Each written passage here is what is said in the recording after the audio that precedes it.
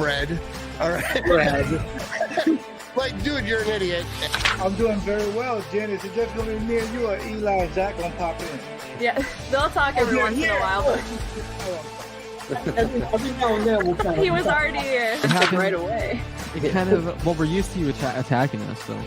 Yeah. Sorry. Look at Let's just put it this way. Who do you see as the quarterback week 1 for the Green Bay Packers? I see. Ladies and gentlemen, the thousands watching at home and the millions in attendance, and I think I got that backwards, but it doesn't matter because Open Book is here. I'm here with Jen, Eli, Andrew backstage, and we're expecting Tom Crabtree to pop in any minute now. At least that was that was the plan. But you know what? He said he'd be here, so Yeah. Okay, we're not slackers or anything. We're not lying to the people just to get viewers or anything like that. But aside from that, how are you guys doing? Jen? Oh, sorry. Jen, you should know the goddamn drill by now. You've done this long enough. I mean, come on. Usually it's Eli, and then I don't know, whatever. Yeah. Oh yeah, Jen. Let's get right into that. I mean, Anyways, now that we got that out of the way, no, it's good. You know, rivalry week. I'm antsy to get through the work week because I will be in Green Bay for the game. So I don't know. This is a really long week for me just because I'm so excited. But yeah, I mean, other than that, it's the usual stuff. You picked the perfect possible game to go to. I mean, now that Kurt Bacon's, on the roster. I know. It's like, all right. What are you yelling at me for? No, I'm not yelling. I'm just excited. Yeah, I think that's the most expression I've ever given on the show. I know, Jesus. She's more excited for Kurt Banker than she is for us. Yeah, well, that goes without saying. But here is our special guest, Mr. Tom Crabtree. Whoa. How you doing? Hello, folks. How are Hello. you? Good evening. We are great. Good to see you. Love the hat you're rocking right there. That is the perfect. Oh, shoot. Perfect I didn't even realize I was wearing that. Sorry, yeah. What? What a coincidence. It's not inappropriate. Is this PG programming or is this appropriate? Yeah. Well, we do have Jacob here, the founder of Game of Wisconsin. So I mean, I'm sure he'll deem it appropriate. I'm sure it's fine. With that hello, I'd assume yes, it's okay. That comment. Yeah. I didn't realize that. Tom, how are you doing tonight, man? I'm doing great. I wore slippers and sweatshorts into a grocery store this evening, so I'm doing fantastic. If that tells you anything, how are you guys? That tells us Jen. a lot. Right now, do I have to say it again? I mean, yeah, Tom's here now. We have to. Eli never said how he was doing, so I figured maybe he would. But no, I'm good. Like I was saying, I get to go to the game this weekend, so I'm just waiting for the work week to be over and the real fun to begin. Where are you sitting? You're not the stranger that offered Matt Ramage a ticket, are you? No, I'm not the random person he's never met. That is not me. He's got to be careful. I don't know where they're not gonna meet at will call. That person's meeting him in a back alley to give him that ticket. Exactly. I'll make sure. I'll keep in touch with Matt. Make sure that he makes it through the game. Okay. I think stranger or no stranger, I'd be worried about Matt at the game. That is fair. Yeah, Matt in any Packer game things can get out of hand, but this week obviously is a much bigger week than usual, playing the Bears Sunday Night Football and coming off the bye week, which the Packers have not had a ton of success recently. Wait. How come I'm the only one who had to answer how are you doing twice and nobody else said anything? Wait, and how come, hold on. So I'm getting a message from my my manager. I still have a manager, if you can believe that. When you've been retired from the league for 6 years, they tell you to fix your hat. You look like an idiot. So I just got that message. Wait, how come we completely skipped over the fact that I am absolutely beating the dog shit out of all of you in our fantasy football league? Yeah. That's the elephant in the room right now. Were you guys hoping I wouldn't go there? little bit. It was a little bit. inevitable. I knew it we was just going to didn't. come up at We some didn't want to point. start with such pain, but Do we have any graphics Yeah. we can put on the screen? Standings, point totals. Have Jen, a- maybe what Yeah. happened last week in our little match. okay. To be fair, I Um, improved because I think last time you beat me by like 50, and this time it was only about 30. So I'm getting better. Oh, wow. 30. You're rounding 39. You round 39 down to 30. Is that what? Okay. Yeah, Jen, that's not Got that's not how math works. I'm not a math person, but I was Using kind of Tom hoping math. maybe he would. 30 sounded bad enough, but whatever. I guess he just has to rub it in my face. Yeah, I mean that's what happens when you lose by 39, not 30. You know what? Just Might as for well that, I just- hope that he beats Zach by like 41 this week. What No, the hell did hey, I do? I'll tell you what. I don't know. I'll tell Here's you in the what. crossfire. Zach has a real chance this week. I don't know. I don't think it was one of you. My one loss, by the way, only one loss. I don't think it was one of you, but Zach, you've got a chance this week. I'm down bad. Jonathan Taylor bye week. Who else? Debo's questionable again. He was out last week, I think. Stafford's been bumpy. It was He's really so good. bad. We were really enjoying that relationship. See, but the early thing on. is every time Tom says, it's not going to be a good week. Like, Yeah. I'm quitting. I'm dropping He's got- everybody. He ends up winning by 40. Yeah, he's the biggest. It's like he's trying to reverse jinx himself. Like, right, I'm on to your act, Tom. I see it every freaking week. And I did look I at your know. roster, and I was like, I saw Jonathan Taylor was on a bye, and you didn't have another running back on your bench, and I'm like, holy shit, I might have a shot. It might be possible. Oh yeah, my other one, the dude from the Eagles, who he's been kind of iffy. What's his name? Sanders. I think Miles. the Eagles have a bye week too, so I'm struggling at running back this week. So congrats to you in advance. He'll Thank pick you. I gotta somebody rest. up. I and gotta- Well, I'm hey. trying to get up. I got the 1 seed in the playoffs. I got to rest my guys going in. Okay, we got to rest up. We got to get fresh for the playoffs. Okay. Just don't let it end up the way Yeah. 2011 ended up. Is this our last week before playoffs? Dirty dog. Really? You son of a gun. My fault. Too soon. What, Jen? What did you ask? I don't know what's happening. I think Eli's frozen, but I asked, is this the last week of fantasy before our playoffs start? It is. Because yeah. I'm like cutthroat. Like I'm on the edge of I could lose my playoff spot. And I think I might be playing Andrew. So I'm really nervous about this week. Are you like you're kind of on that fringe? I'm the sixth. The big boy league and the toilet bowl. Yeah, bracket? I think I have the 6th spot right now. Oh. And we all have really Oh. close records, so I'm really nervous. I'm Zach, trying where all I you know at? is, like, I wonder if there's a way like I can strategize and play this and just like throw 1 week and really screw it up for one of you guys, like going No, into the because I playoff. think if Zach wins and I lose, we have the same record, but I don't know. There's like a bunch of us who Ooh. What's don't the do tiebreaker? it. I think the I don't know. tiebreakers- Because Zach I has feel like beat it me should- twice. It should go by head-to-head records, but I think it goes by I points. think it At goes least by points. And if that's the case, I would still be ahead as long as my team doesn't get like 0. That's such bullshit. Ah, Oh, I love it. All right. Enough of that. We all know I'm the best, and I'm 12-1 in the Open Book Fantasy League. We can move on. It's okay. Tom's It's gonna be like, fair. all right, I just want to pop in and say that. Have a good show. Yeah, I gotta go, guys. It's been fun.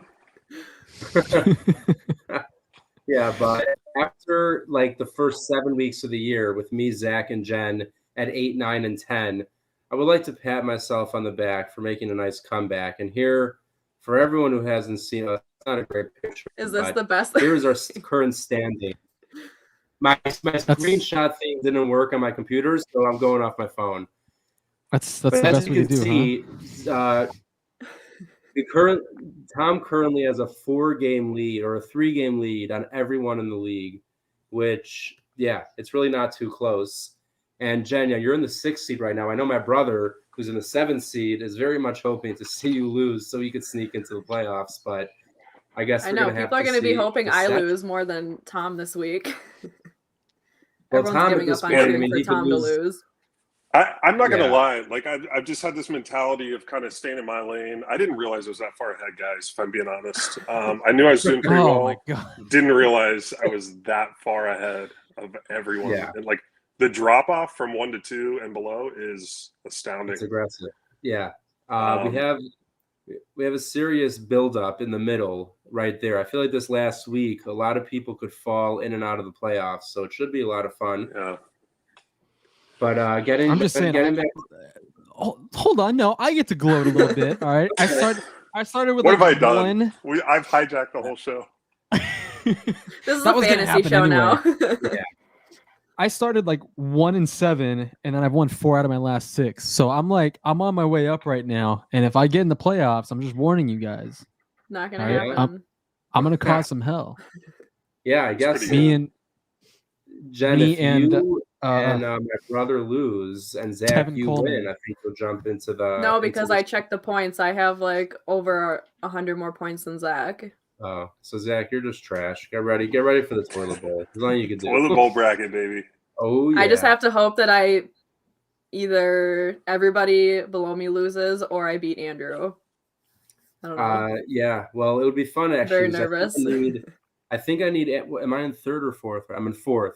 So yeah, Jen, it would be nice if you won, because if you win, and then Lambeau, if Ben loses, I could jump into the 2 seed and get a bye. And I need some rest. I'm exhausted, so I could use a bye week. Oh, shut up! Come on, brother. Yeah, let's hang out. Yeah. Let's have a little bye week together. Yeah, Tom. Yeah, Let's we'll go vacationing a bit. Yeah, just Yeah. have a nice little bye week. Go back home, see the family, visit. Exactly. Spend. Yeah, it's We good. need that. Get away from the game a little bit. Yeah, it's been a I'm bit. gonna come in as the wild card, like the Packers did in and take it all 2010. away. All right, 6 Yep. seeds to the Super Bowl. That's definitely been done, as Tom knows himself. Yeah. But, I did actually. That's a dangerous team. Yeah, the 6th seed. And I usually- do have Aaron Rodgers leading my team, so watch out. There you go. That's really all Shut you up, need. Andrew. Got him. My lineup is fine. I'm doing my best. Hey, yeah, the Packer game this Sunday. That's not totally true. I mean, they're gonna smack the shit out of the Bears, but I mean, Tom needed to come on here and gloat a little bit, Yeah, which I did. rightfully, I mean, you've earned it. Obviously, 12-1. That's impressive. I'm not even gonna lie. Considering The we were only laughing at him chance. for drafting Tim Tebow, and then he goes and goes 12-1.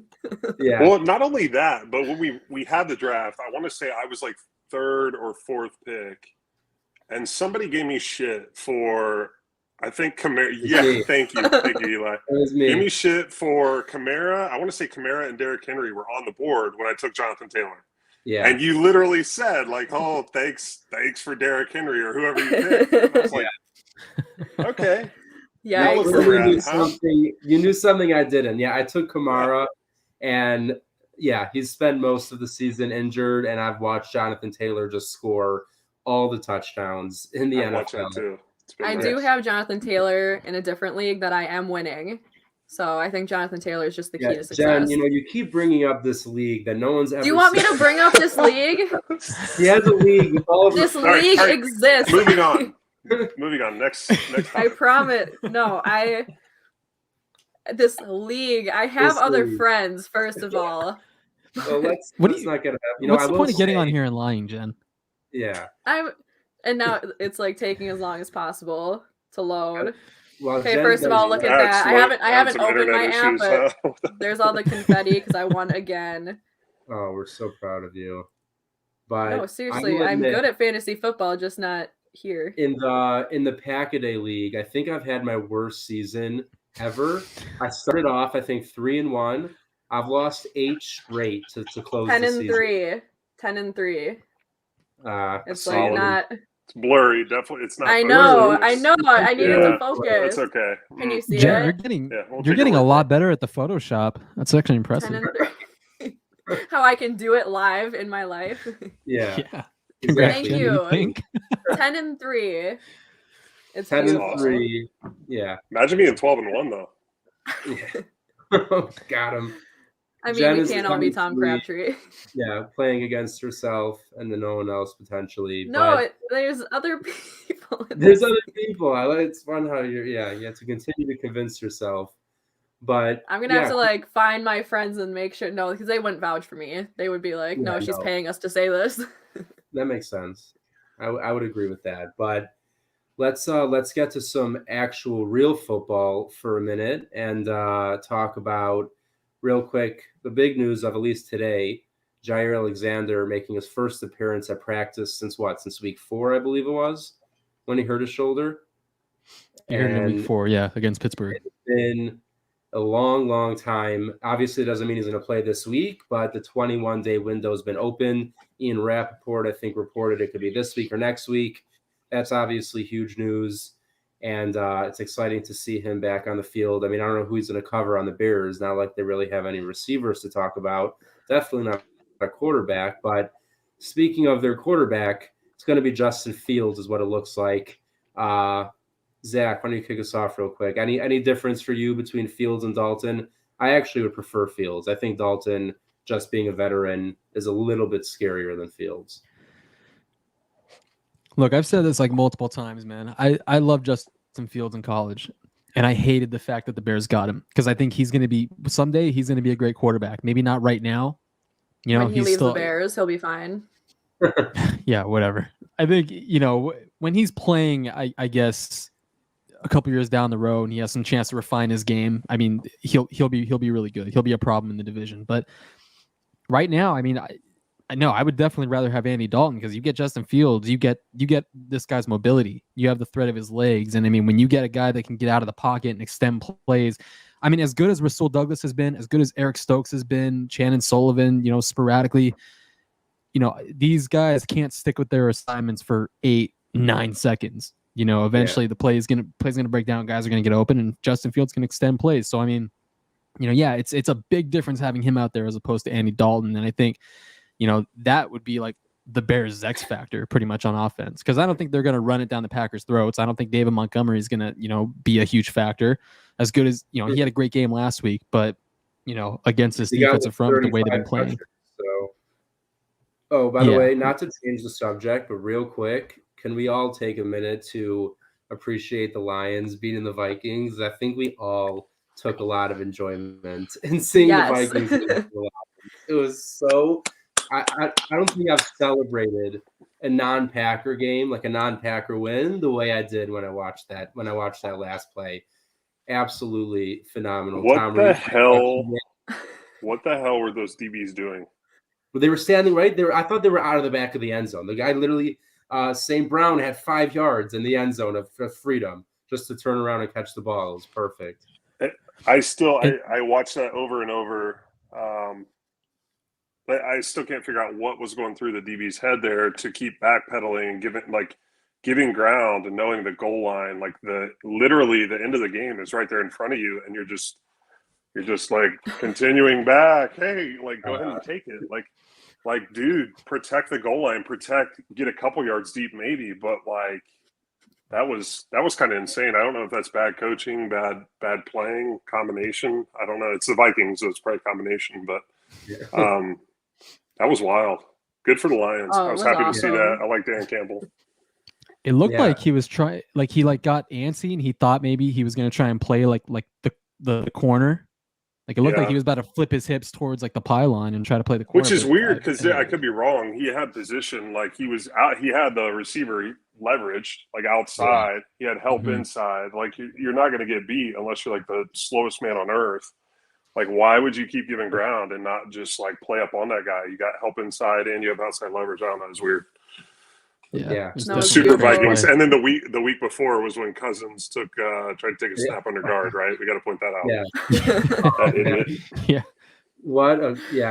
I should pull up a picture of that. That was one of the better, more classic Kirk Cousins moments right there. I mean, the nonsense that's happened with the Vikings since Paul Allen opened his damn mouth. I hate that guy so much. So I love watching him suffer. Yeah. When you have to listen to that guy on the radio, because obviously did you hear he does Paul all the Allen's sports call here. of that game losing? It was so you can hear it in his voice. It was like he was reading a script. He knew how this was supposed to go. It's like seeing Mike Florio's headline. It's it was just another day at the office. Yeah, because how he sounds. He gets so obnoxious with the Vikings. So to hear just the pain in his voice, I love it. I live for that. Hear the pain in his voice. Yeah, Jen's a great person, that's for sure. But no. Okay, well, I mean, No, I agree. live in Minnesota. I have the right to just shit on Yeah. all of them. I didn't even have to say anything come Monday. They all knew. I just had to give them that look, and Yeah. that was enough. Well, There was so much pain in all their eyes. And I mean, I was so convinced, no matter what the score was, I'm like, at the end of the game, the Lions will find a way to lose. The Vikings are going to win, and I'm going to be pissed. And then that 4th and 1 call to go for it instead of punting before the end, and he gets sacked and fumbled, this, that. I was just like, what the hell just happened? That made no sense to me. And then to see Jared Goff drive down the field with no timeout. I mean, it's weird that we're almost talking positively about an NFC North opponent, but the Lions, I mean, there's not much. One win, we can talk like. Yeah, that's like that's like your little brother though that you want to protect, and like you really care about deep down the Lions. Like they never hurt anybody. Like I mean, they've got like Jamal and Tim Boyle, so there's guys there we can be happy for. That was Goff's first career win without McVay, right? Yeah, insane. He's like 4 years into his career, and it's his first win without McVay, which is absolutely insane. But yeah. So if you came here for Packers content and nuggets and stats, sorry, we've got all the Lions content you could ever ask for. Fantasy football, Lions coverage. Yeah, I didn't mean to go on a tangent, but I was very excited about that game, so I knew I had to bring it up. Well, it helps put us in a better position. So it all connects because now we're in position where if the Vikings screw up again, then we could be playing for the division on Sunday. Exactly. So it all connects. For anyone who doesn't know the current situation, if the Vikings lose tomorrow night to the Steelers and the Packers win Sunday night versus the Bears, or let's say when the Packers win, the Packers would clinch the division in week 14, which I know last year they clinched it, I think, even earlier, but it still feels pretty early to clinch a division. Zach, when did they clinch last year? It was the same. I think last year. Well, what? Okay, no. Last year, there's an extra week this year. Yeah. Yeah, last year they clinched on December 13th. This year they could do it on the 12th. So it's like way early. Yeah. And with a week longer season. Yeah. Exactly. That's kind of wild. God, yeah, ridiculous. And like missing half their team. Yeah, the fact that I mean, let's for a minute just talk about, like, I know we have discussed it, but like everyone said, everyone in the NFL, every team has guys missing, this, that, but the Packers have not just some of their best players, but some of the best players, honestly, in the NFL. When you're looking at David Bakhtiari, Zadarius Smith, Jair Alexander, Rodgers has missed the game, Devontae has missed the game, Rashawn Gary has missed the game. It's been Jones has missed time. Yeah, Elton Jenkins going down. I mean, it has been not just good players on the Packers, but great players across the entire NFL. And to still sit here at 9-3 with a chance to clinch the division in week 14 it's pretty incredible. And I think a lot of the credit has to go to Matt LaFleur and Joe Barry and Nathaniel Hackett and really the whole coaching staff for just getting the guys ready every week, no matter who's in, who's out, whatever adversity they're facing. It really doesn't seem like anything phases them. We're seeing a patchwork offensive line every other week, and I can't think of any games where Rodgers was under consistent pressure, which, again, Adam Stenavich, incredible job as the offensive line coach. What do you think, Tom, when you're watching the Packers now? Like, I mean, obviously you've been a part of teams. Obviously, the 2010 team had the most guys on IR, I think, in the entire NFL that year. What's it like, in the actual locker room when you're missing some seriously huge pieces of the team? Does it get to the guys? Does it just kind of roll on with it? Like, what's the mindset of players knowing some of the best guys on the team aren't out there? Yeah, I think it kind of goes both ways because it's no secret when a big name or a guy that really contributes, a veteran guy, goes down, like, holy shit, like that's a big hole in whether offense, defense, whatever it is at that point. But I think in a way, I hate this narrative, and it came up today. I think I saw Keyshawn Johnson saying something about it with the Cardinals, that they were too young and like too dumb and naive to, like, they're not going to win a Super Bowl, they're too young. But I totally disagree with that because obviously my default is to revert back to 2010 and that season and how many young guys off the street we had, guys with no experience, no-name guys that were quote-unquote young that came in and really filled some gaps and roles, offense, defense, and special teams that were really important in seeing our way through the playoffs and kind of grinding our way through the playoffs and into the Super Bowl. And so I always hate that narrative of this team's too young or they can't do it because of the injuries, because my default is 2010 and winning the ultimate game. Like, I don't buy into it. So I love watching this team and what they've done with filling those gaps. Like you've said, they haven't skipped a beat. And even more to the point of, like, in 2010, we still struggled through the regular season, like with injuries, and we struggled to win games and put up points, and we were left for dead a couple times. We needed help to get in the playoffs. This team is like, they're on another level as far as no-name guys stepping in, guys off the street stepping in, and still winning games, defense playing their ass off. Like, I'm just blown away, and I think it's a testament to the coaching staff, and just that locker room, that mentality, and some of the leadership they do have with, whether it's Rodgers or some of the guys on that defense that have been around a while. Like, I've been blown away. And so when I see a big name go down, an injury, I don't really take too much pause. I'm like, they're going to be okay. You know, that's kind of my default thinking. Yeah.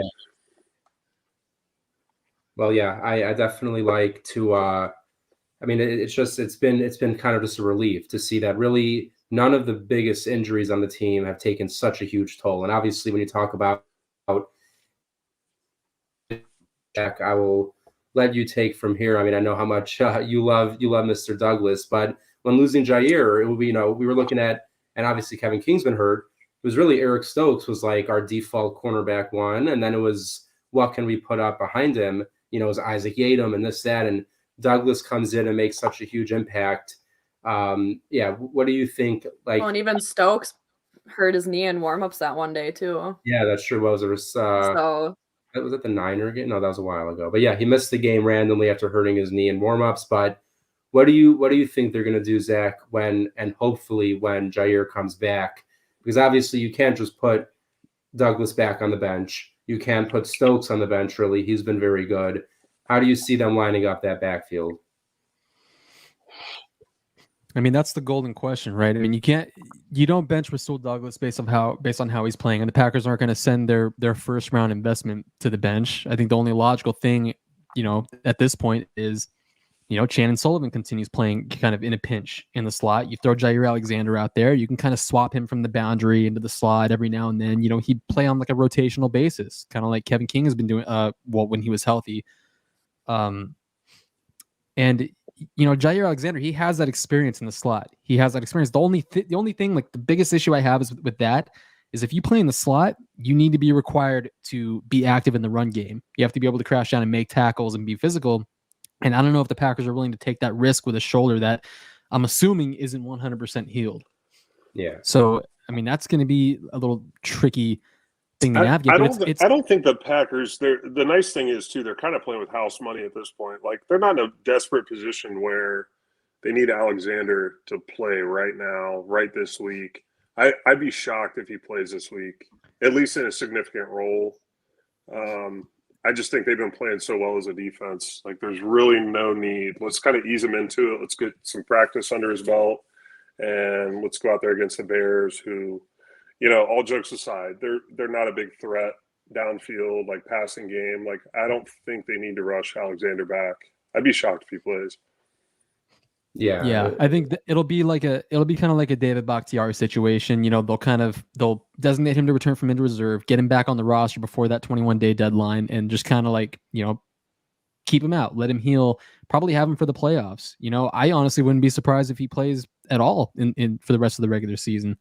No, but this is like a luxury, you know. This is like a great problem to have. You have too many talented corners, too many guys that can be on the field at the same time. They just got to figure out how those pieces kind of fit in together. He's gonna go out there and have 2 pick sixes this week, so you guys, we can replay this tape. He's not gonna play at all. He's not gonna play, and he'll just dominate. That look, I'll gladly be very wrong about that if that's the case. But like Zach just said, I mean, even if it's not till the playoffs, the thought that it's possible that they could add to this team Jair, Bakhtiari, Zadarius Smith, and Josh Myers, who underratedly, you know, has been out and would be a big addition back. You put those 4 players back onto the roster, heading into the playoffs. We're like already basically, if not the best team in the NFL, up there in the top 2 or 3 at worst. You add those 4 players, 3 of them being all pro caliber players, and one of them an up and coming rookie who we know is very good at center. I just don't know how they're just not going to be beatable. Like already they're showing that they could win in all sorts of ways. They could win shootouts like they did versus the Rams. They could win close defensive battles like they did versus kind of the Cardinals. They're showing they could do it in a ton of ways, and that's while missing so many of their key pieces. So I'm really excited to see what it looks like when they start getting those pieces back. But just looking at this week versus the Bears, so Fields being back, and it seems like they're getting healthier in general. Jen, when you look at the Bears, what would you say is like the number one thing, both either offense or defense, the Packers need to focus on and try to stop to make sure that this game should go as we think it should go? I mean, just kind of thinking back to when we played them, week 6, their run game was kind of what was killing them. And obviously, eventually they were able to kind of start firing up and win that game. But I think just being able to stop the run game, obviously, like Zach said, Fields will be a more mobile quarterback than what Dalton would be. So just kind of slowing their offense down in those ways. I don't know. Their defense isn't anything to be too worried about. Obviously, continuing the offensive line to play the way they have been. The more protection you can give Rodgers, the better. It is nice having the home field advantage, and it is a divisional game, though, so you can never take these games. It's the Bears, like we said. They're not a team that we're too worried about, but divisional opponents always play you differently. So I think if they can just get hot, stay hot, like they did this last week, where we were able to actually see, or not this last week because there was a bye, but you know what I mean. Just the way that they were able to start hot, finish hot, it was their most complete game we've seen. So I think just being able to play to the level that we know that they can, instead of kind of playing down to their opponent, I think that's going to be huge. Yeah. I mean, it's one of those games where we know we're the clear favorites, and there's just no reason to really let it get all that close. But Tom, with you here on the show, I think there's no way we could possibly go a show with you, especially in Bears Week, without at least going over the famous fake field goal. It's kind of we have to just see how. I almost forgot about that. Andrew's right. excited in the background. Yeah, I did do that all by myself, that play. Exactly. I just want to know, because I don't remember a ton of trick plays in the Mike McCarthy era, for sure not on special teams. So I'm just curious, when that came about, when it was drawn up, and how much you practiced it, and were you expecting it going into that game, or was it one of those things where anytime it felt appropriate to call that play? Yeah, so I think and I've given this story, I've probably given slightly different versions depending on how inebriated I was on this play. There's probably been a version where I'm like, yeah, we put it in the night before in the hotel, and no, we put it in. We started putting that play in for no specific opponent, no specific reason, at least as far as I could tell, my dumb ass. During training camp that year, before the season started, we started working on it in training camp, even to the point where Tim Mastey and I were doing stupid. He was flipping the ball to me. We were going through the motions. I was in my stance, taking a little drop step, turning, catching his little flip, down to that detail. So make no mistake, it looked effortless when it happened. Oh, that was easy. It opened right up, but we practiced the shit out of that play and the little details of that play. And we talked to Mason, hey, do you think it'd be better if you fake this way, you're catching a pass, or if you went through your kicking motion, or you went to the right or left? We went through that play a lot from training camp on through the season. And I think that was, what was that, week 2 or 3? Yeah, we did that. I think it was week 2. Week 3. Yeah, Oh, week 2. And it kind of came in, again, we had practiced it throughout the week a little bit, as we did the week or two prior and through training camp. And it came in from the sideline in that game, in that moment, 4th and 26 or whatever the hell it was. And I looked at, I don't know if it was Slocum or McCarthy or who it was. It was are you wait, what? Yeah. Like, no, don't. And even it was funny tonight. Somebody tweeted, we were going back and forth about the show tonight and stuff. And Eli, you tweeted the play, and somebody tweeted, like, was there ever a moment where you were like, this is fucking stupid. This is not going to work. Yes, there was. There was absolutely, like, literally up until the snap. I was like, this is the dumbest. Like, what are we doing? Like, this is about to be, everyone's about to be fired and not have jobs. I'm going to be cut. I'm going to be ostracized. Like, I'm going to be playing for the Vikings next week. Oh, no. And ultimate punishment. It worked. Yeah. Like, I'm human. We're all human. Like, that doubt creeps in a little bit. But the nice thing was, again, I go back to the practice we did, the reps, like the mental. I get a little staticky with I don't want to put this over the AirPod. It's getting a little staticky. But like the reps and the muscle memory that we went through up until that point, it was flawless. It just worked because we had put the time in. Made Urlacher and Lovey look like idiots. So it's my career highlight. Yeah. Thank you for the breakdown on that, because I know every single Packer fan, any Bear week, it's one of the first plays that come to my mind, because it's so, like you said, I mean, let's be real. It was insane. Also, because it wasn't like it was like 4th and short. It was like 4th and 26. It was 4th and 26 from either the 26 or the 27. It was either, I'm pretty sure the first down was the 1 yard line. So basically we had to score right there. Yeah. And don't get me wrong, I think it was the right call, even if we don't get it, because think about it. What's worst case that happens? Like, we fumble, flip the ball around a little bit around the 25 or 30 and fall on it, and they get the ball there. They're the Bears. They're not doing anything. We ended up making the most of it and scored, and it worked out.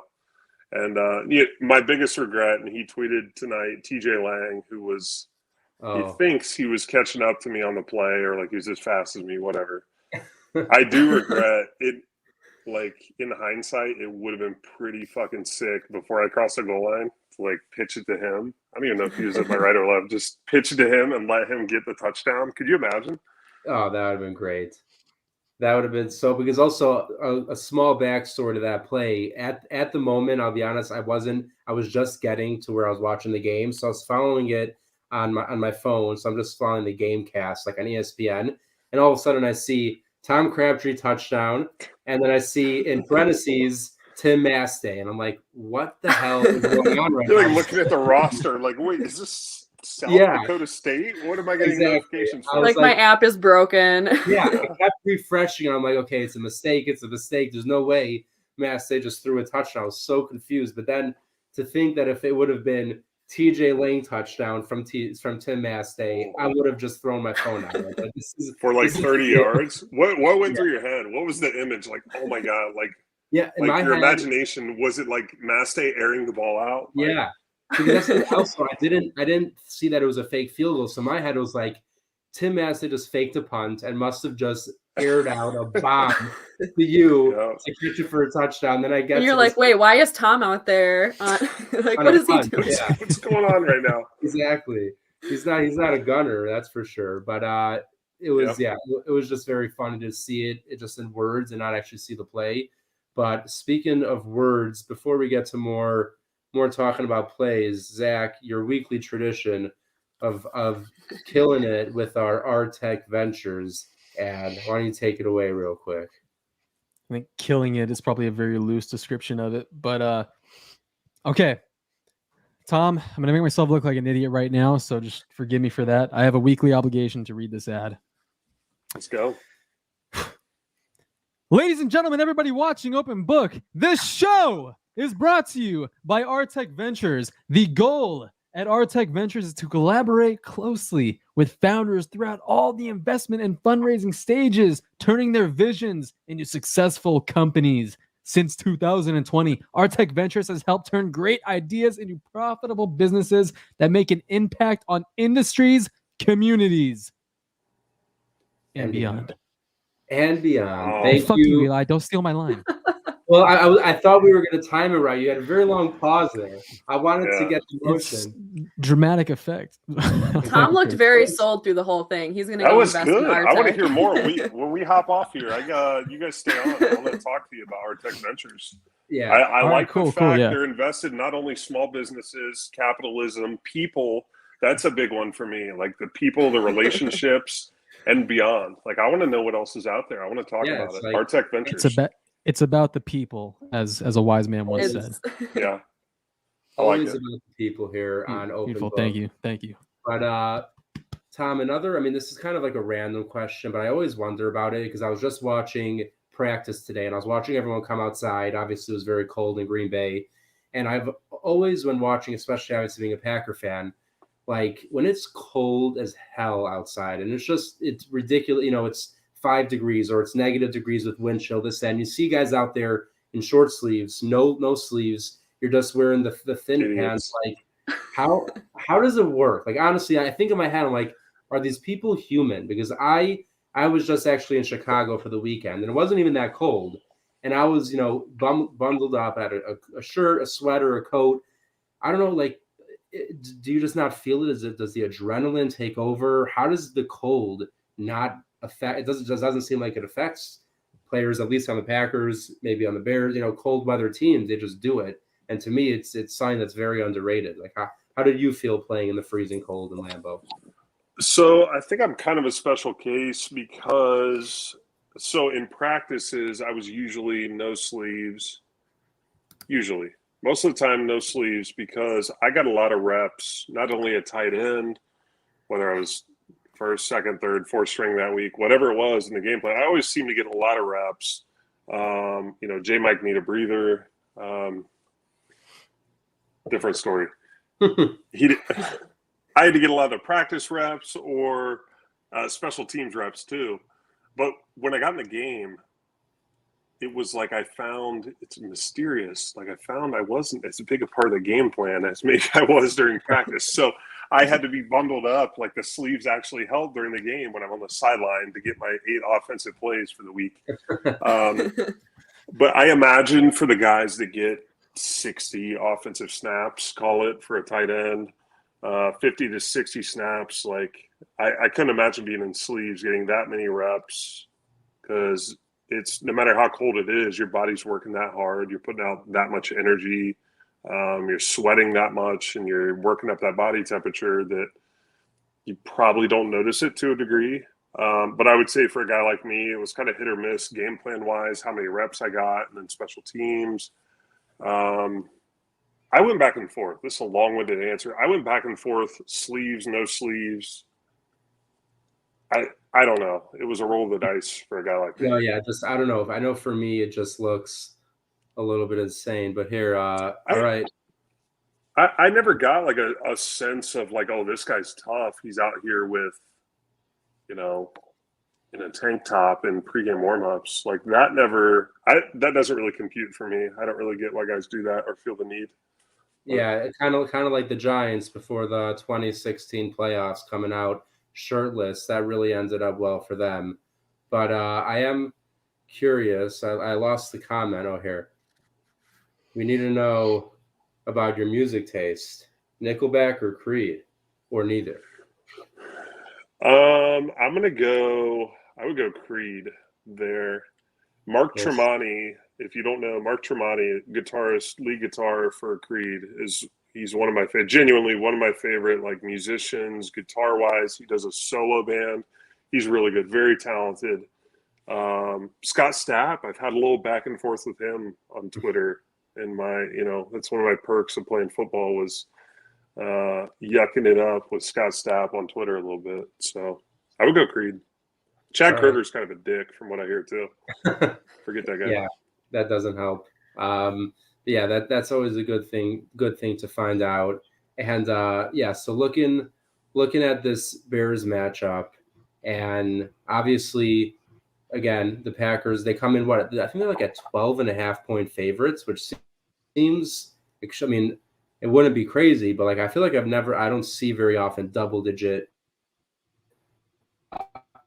margins. Zach, am I right on that number? Double-digit what? We lost you for a second. Are you on that AOL? Or you got the Starlink? That's what I said AOL, before the you look show. even I was like, clearer. he's running on America Zach's Online over here. Jesus.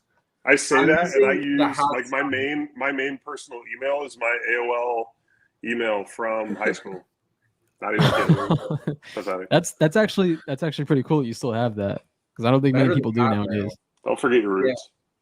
The Packers are 12.5-point favorites. When's the last time? I don't know the last time I've seen any game being a 12.5-point favorite, but it would be very fun to see them cover that spread. And also just looking back over the last, I mean, I know I missed the week. I missed the show after the Rams game, but real quick, just to touch on that, like not really on the game, but I feel like we finally saw the offense start to do what we were expecting them to do. There were a couple hiccups, especially on special teams, and that's kind of where I wanted to lead this to.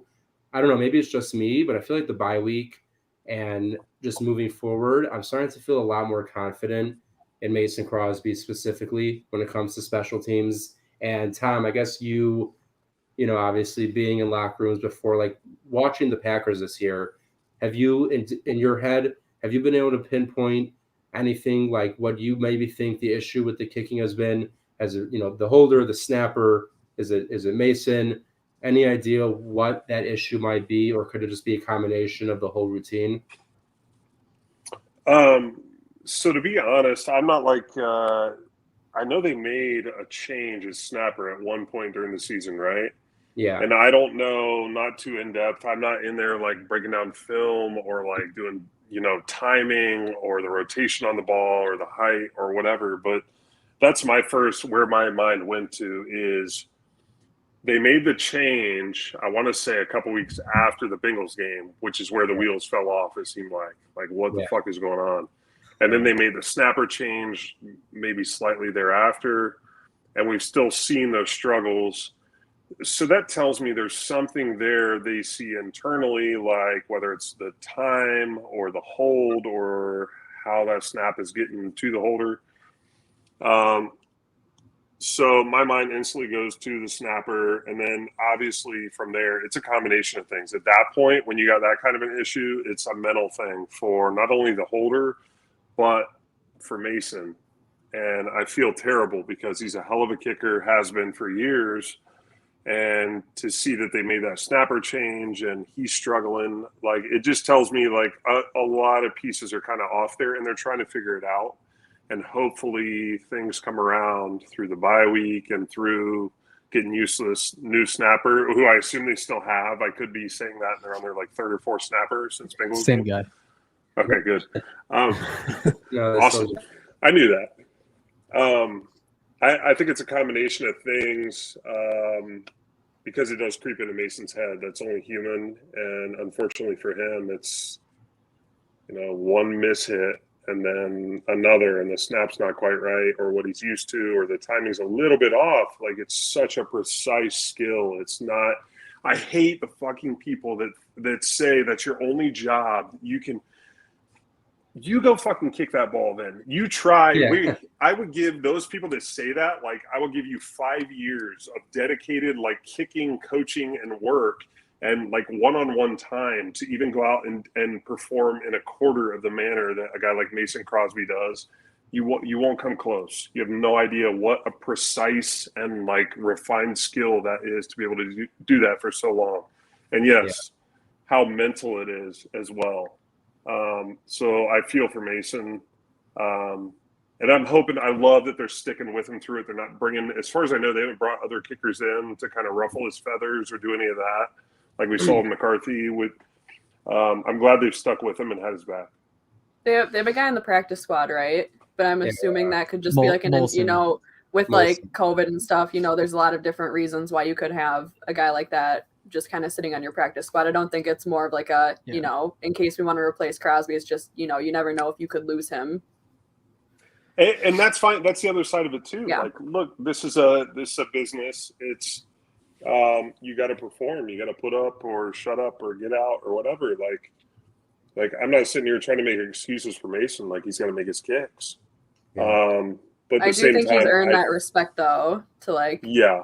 when people talk 100%. about, well, do you cut him or do you keep him? It's like, you keep a guy like that. He's done so much for this organization. If he does not make, like, if he misses a couple, he's one of those players where I have no problem forgiving for missing a kick. I'd agree with that. It's frustrating the ones he's missed this year, but you got to look big picture, and you got to realize this came out of nowhere. He was kicking fine, like even up until that Bengals game, and like he's hitting the ball well. It's just something's a little, like even after he kind of mishits a ball, he's kind of looking like looking for answers. Like what the fuck? Like something was off by an inch, and that's how it is sometimes with kicking. And you also take into account how rare it is. How rare it is to have like a good kicker, a solid, reliable kicker across the league, you know, and you know that's and you touched on it too, Tom. Like a lot of people, the perception amongst people is like it's either a one-man operation. It's not a one-man operation. It's not even a three-man operation between the long snapper, the holder, and the kicker. That entire line has to be freaking solid. And we saw it earlier this season when the whole right side of the line, there was something up with the protection. Guys were breaking through, blocking kicks, and putting pressure on Mason Crosby. And it's not just as simple as just walking up and kicking the ball like you've been doing since 2007. It's never that simple. And people, and Matt LaFleur has made those comments during press conferences, and I do love that Matt LaFleur is so like has Crosby's back. You know, he could go out there and like say stuff, but I think him being as persistent as he is with talking up Mason Crosby, I think that also could help the mental side of Crosby's game, where if he sees LaFleur start to doubt him, it might add more to like his mental game. So I think it's important to have, Matt LaFleur as the head coach out there backing his kicker. 100%. Like when it comes to playoff time or do or die at some point late in the season. And I've got the choice between, hey, we've shuffled up the snapper, the holder, and we've got this new kicker in, and now the game's on the line. I don't want that. I want Mason in there. And I want him to know we've had your back this whole time. He's going to go in there and fucking drill it. And I think they're playing it the right way. It starts getting real dicey if you start bringing in other guys this late in the year. And there's one, let's be honest, like there's Mason's up there. There's one Justin Tucker in this league and in this world, right? Like you're not going to go, like how much better are you going to do than Mason Crosby? You're not. Like he's elite. He's been doing it for a long time. He's your guy. Stick with him. You're not going to go out and get Justin Tucker, like who just like robot is going to make a 70-yarder in the playoffs for you.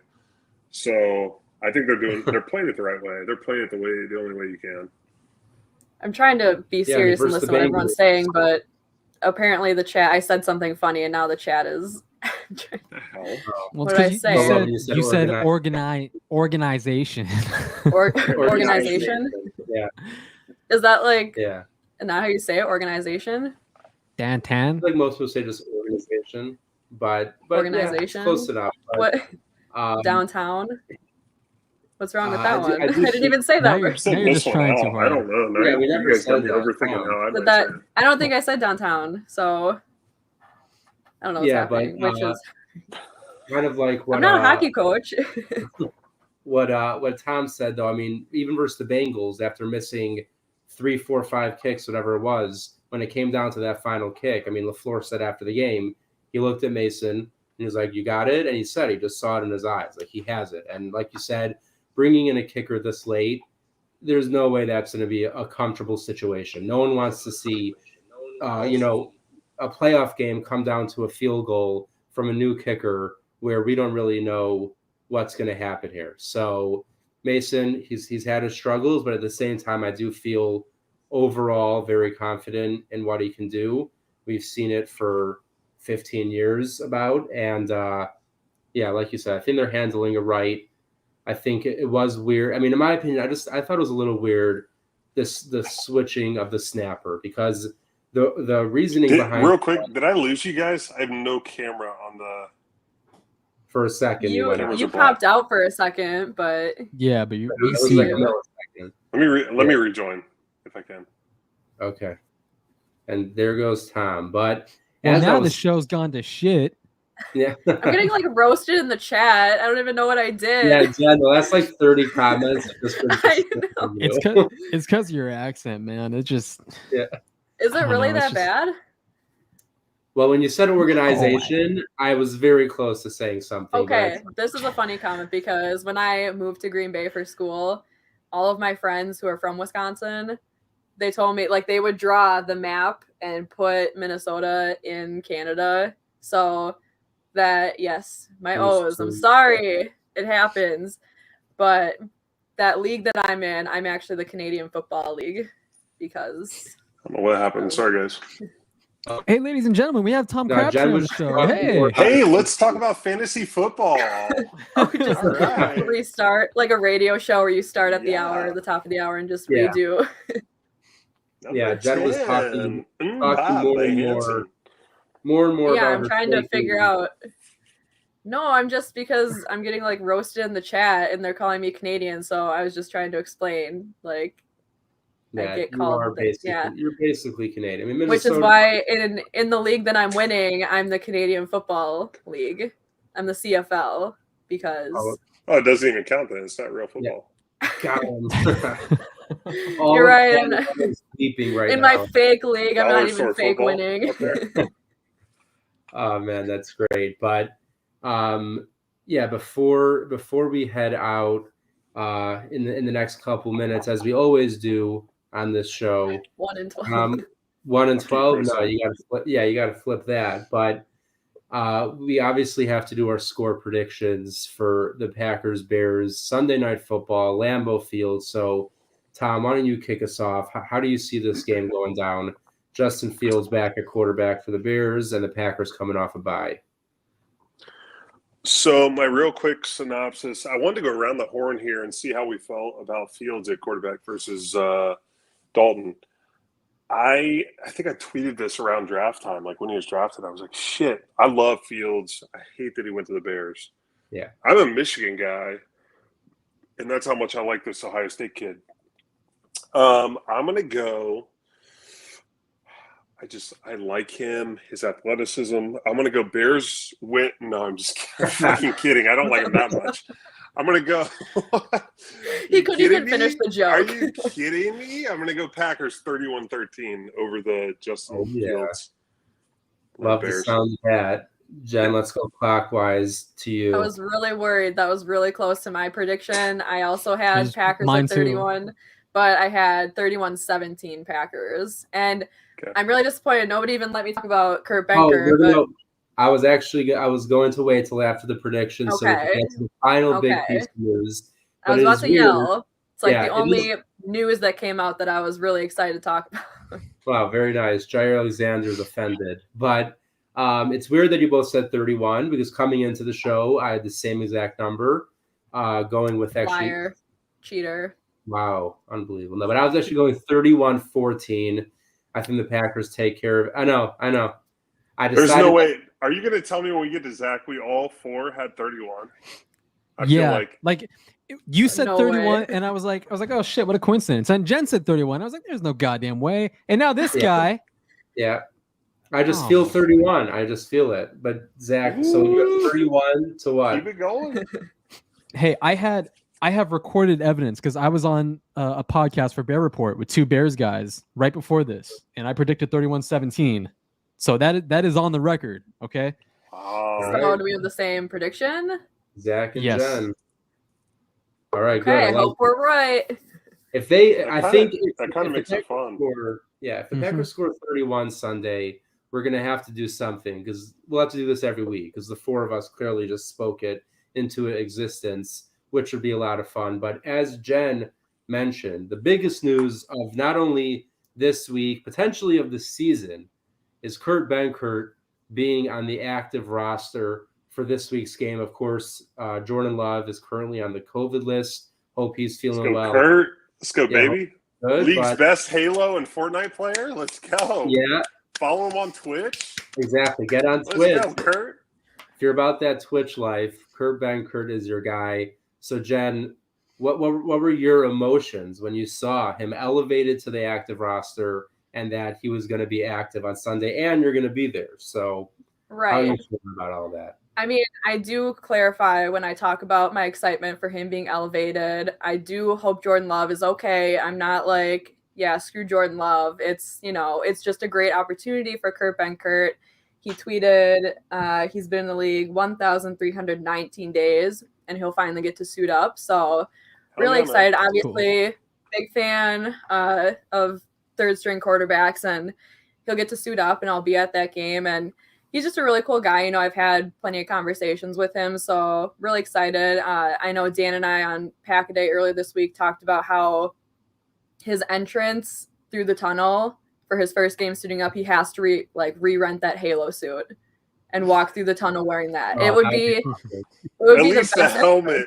Oh, could you imagine? Right. He's got to do some kind of Halo entrance just to kind of combine the football player, pro gamer aspect to him. But no, it's going to be a lot of fun. And yeah, it's the one thing, I'm all about Benkert season. So I might even have to, even though jersey's signed, I might have to throw it on for the game and hope that it doesn't get ruined. But it's an incredible opportunity. I'm so excited for him. It will be fun to see him take some nice kneel downs at the end of a 31 Well, right before this, I was on Lombardi's bar previewing the show, and I do think, he does go in there and gets at least a snap. And I was like, you know what? Screw it. He's going to have better stats than Mac Jones this week. He's going to go out there. Roger's going to get the team up by enough, and he's going to go out there and he's going to put up some numbers. So yeah, I'm excited. Not to talk too much about the Patriot, but that was insane to see a quarterback attempt 3 passes in a game and win the game. I've never seen anything like that in my life. That's for sure. 3 passes. Like, are you kidding me? Bill Belichick is 66% completion percentage. It's amazing. Yeah. Bill Belichick is a fucking mastermind. I mean, you go out there and you do something like that. That's pretty much telling everybody, like, hey, we're better than this team, or we're gonna just run it down their freaking throat. What did they run 49 times or something? Yeah. So I think it's quite frankly 222 rushing yards. I think it's fucking terrifying how good he's playing and how good they're playing as a team and winning games. I am scared. Like, we were just the whole obviously we won't play him till the game if we get to him, but watch out, folks. Not good. Yeah. That team is definitely heating up we had that 1 year break from the Patriots being relevant, and now they're like right back to this. Yeah. It's ridiculous. From everything I've heard too, like Mac Jones is like he's the ultimate football guy. Like hashtag football guy. Like yeah, they got to do it. Yeah, it could be Brady times 5. Like not Super Bowl wise, but just like they're going to be fucking good for a long time again. Just it's like enough. Patriots just go away from Mac Jones is Omicron. He's the Omicron variant. Omicron. Oh no, he's coming and there's no stopping it. But all right, so before we head out, turn this into like a Patriots conversation, but yeah, no, I didn't want. We touched on the Lions. My fault. We touched on the Lions, Vikings. Bears, Packers, Patriots, Vikings. Yeah. But before we go, there is a clip. If there's any Bears fans watching, or if you're a Packer fan, of course, I think you're going to enjoy this.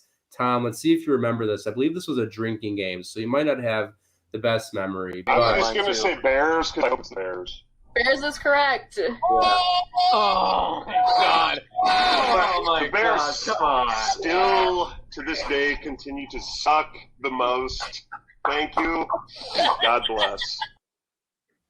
There you go. That was it, baby.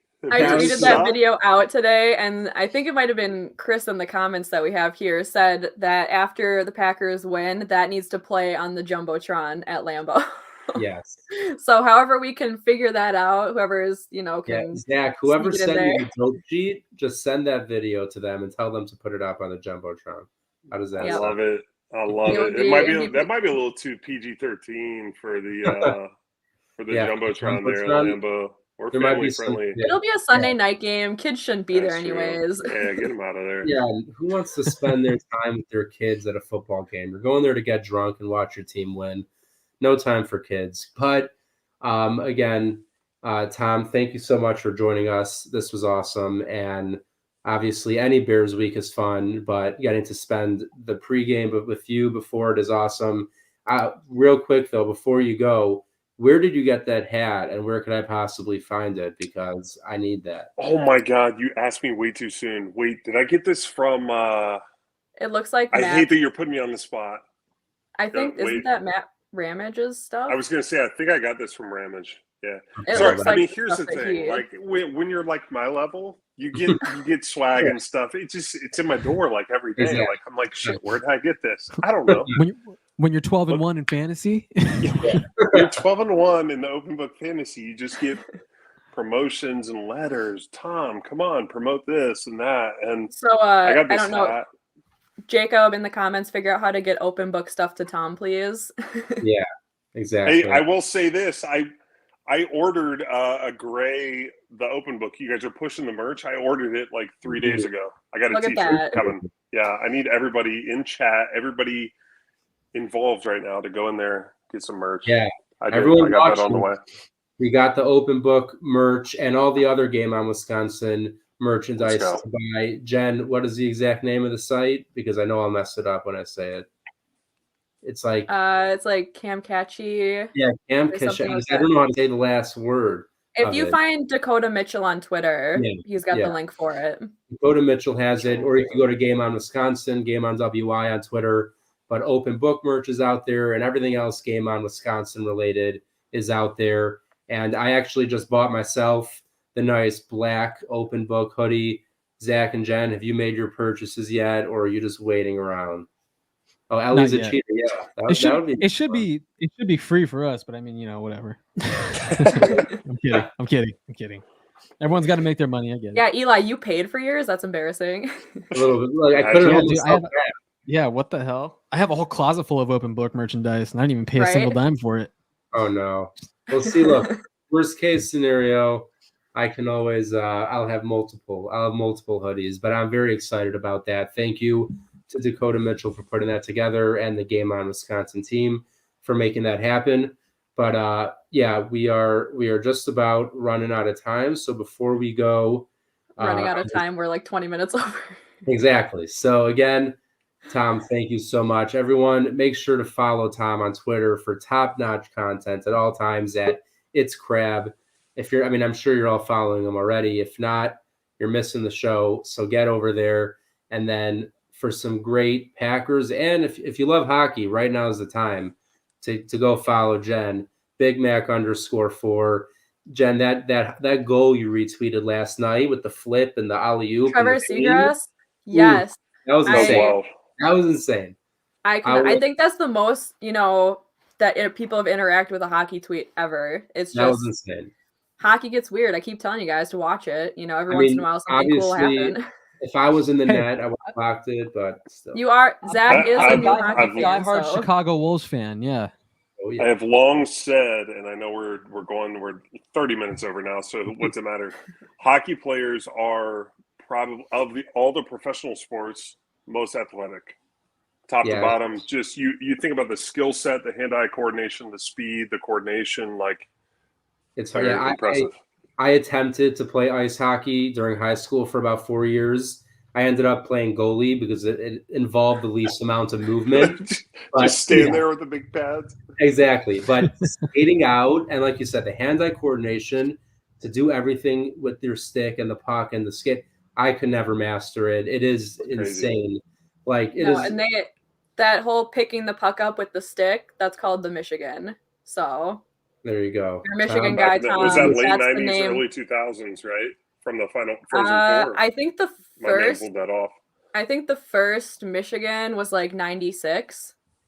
Yep. Yeah. But that was like almost like an alley-oop Michigan because he didn't go in for the lacrosse goal. But He let his boy dunk it. That was wild. Yeah, it was awesome. And there you go, everyone at the bottom of the screen. There is the link to go find all your Game On Wisconsin merch, and you're going to love it. So definitely check that out. And before we go, Zach, obviously putting out consistently great Packers content, everything you need to know, breaking news, all of it. Zach's got it covered. And you can find me on Twitter at bookofeli_NFL. And as you see at the bottom of the screen right here, follow Game On Wisconsin at Game On WI and go subscribe on YouTube at Game On Wisconsin. Everyone, thank you so much for tuning in. We'll see you at 10-3 after a dominant win over the Bears. We're going to score 31, that's for sure. What the Bears score, we'll have to see. Hopefully it's less than 10, potentially 0. But we'll see you next week. Zach. And give it up for Tom fucking Crabtree, by the way. Yeah, that guy's awesome. Yeah. Go There we Pack, go, go. yeah. Bears suck. Fuck the Bears- Bears. You suck, you losers. You're gonna lose Yes. again. Justin Fields Yeah. sucks. Andy Dalton sucks. You all suck. Yes, we are going to be clipping that up immediately. Thank Alice in you. Chains rocks. Alice in Chains. That's how it goes. Yeah, the Bears, you guys are pathetic right there. Tom just said it. We will see you next I'm just gonna week. play that through Lambeau Field after. Yeah. I'm just gonna blast it. You know, It's going Tom everywhere. saying, you know, F Are the we Bears. still live? What's happening? We're I still feel live. like I Yeah, just Eli, derailed end the show. everything. We should have ended He's it like, on wait, that we're not note. That was backstage like- yet. All right, We're we're going. backstage. We can be honest. All right, These we'll guys be suck. honest in about 3 seconds, which is now. Go Pack, go everybody. See you next week. What you think, Fred? All right. Fred. Like, dude, you're an idiot. I'm doing very well, Jen. Is it just going to be me and you, or Eli and Zach going to pop in? Yeah, they'll talk every yeah, once in a yeah. while.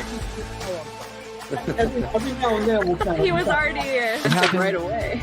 It kind of, well, we're used to you attacking us, so. Yeah. that is- Sorry. Look at Let's just put it this way: who do you see as the quarterback week